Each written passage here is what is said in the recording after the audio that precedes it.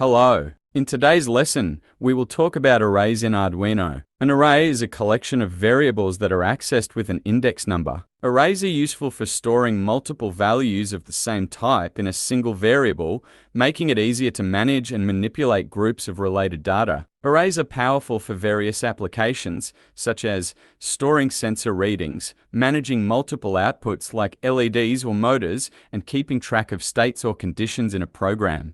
Representing an integer array called student number as a set, all its elements must be integers, and the array contains the numbers 15, 21, 19, 17, and 55. In another set of arrays, you see a string of various city names. So, how is an array defined? Here is the syntax for declaring an array. Type is the data type of the array elements like integer, float, char, and boolean. ArrayName is the name of the array you will use throughout the program. When determining the array name, we must adhere to the rules of variable naming. ArraySize is the number of elements the array can hold. Now we'll look at examples of variable declarations. The code integer pins 5 creates an array named pins with 5 elements. The code integer pins 6 assigns the 6 elements inside the curly brackets to the pins array sequentially. You can also let the compiler determine the size of the array by omitting the size and providing the initial values. Arrays can be defined in data types other than integer, such as float, char, and boolean. Array elements are accessed using an index, with the first element at index 0. In the example, the first element of the pins array with index 0 is assigned to the integer variable first pin. You can also modify array elements. In the example, the value of the first element of the pins array at index 0 was changed to 10. In Arduino programming, array indices are used to access individual elements within an array. Indices start from 0 and go up to n-1, where n is the size of the array. Understanding how to use array indices effectively is crucial for working with arrays. In the example, the number of elements is 5. The elements in the pins array are ordered sequentially from 1 to 5. However, counting in array indices starts from 0. In this array, pins 0 refers to the first element, 1. Pins 1 refers to the second element, pins 2 refers to 3, pins 3 refers to 4, and pins 4 refers to the last element, 5. So, the index of the array is indicated by 1 less than the position of the element. Now, let's review arrays using the Arduino IDE interface to reinforce the topic. First, we define an integer type array and give the array name letArray in accordance with variable naming rules. To indicate that it is an array, we use square brackets and then place an equal sign for the assignment. After that, we place the elements of the array within curly braces. Let the elements be the numbers ranging from 2 to 6. Then, in the setup section, we start serial communication with the code serial.begin and set the baud rate to 9600. Next, we will create a for loop.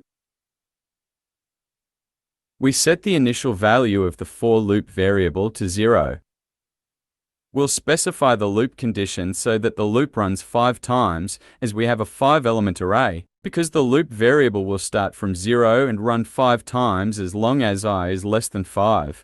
We ensure that the value of the variable is incremented by 1 in each iteration of the loop. Subsequently, we write the code inside the curly braces.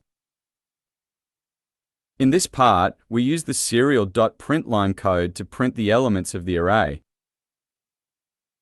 The array was named letArray, and we place the I parameter within the square brackets. Thus, when the for loop runs for the first time, the value of I is 0, so the first element of the array will be printed to the screen. On the second iteration of the for loop, since the value of I has been incremented by 1 from the previous loop and is now 1, and 1 is less than 5, so the loop will execute again, and the second element, which is the value 3 at index 1, will be printed to the screen. In this way, after printing the third, fourth, and fifth elements to the screen, when the value of I becomes 5, the condition will not be met and the loop will stop running, and will include a delay of 250 milliseconds within the for loop to ensure that the numbers don't appear all at once. Let's upload the code to Arduino and analyze the operations occurring on the serial monitor. As you can see on the serial monitor, the elements of the array are being printed to the screen, and since there is a for loop inside the loop function, these commands are continuously repeating by restarting the for loop. Optionally, we can transfer the for loop to the setup section. By doing so, it is only interpreted once. Let's give it a try as well. When we open the serial monitor, each array element will be written to the screen once. Array can also be of type char. We can make an example of this. As the array is of type char, we need to enclose its elements within single quotes. If you desire an array containing single character elements, you can define it using the char data type. Let's add one more element to the array. When the array's sixth element is added, the condition in the for loop will no longer be less than 5. We modify the condition to I is less than 6. Once more, we'll upload the codes to the Arduino and check the serial monitor.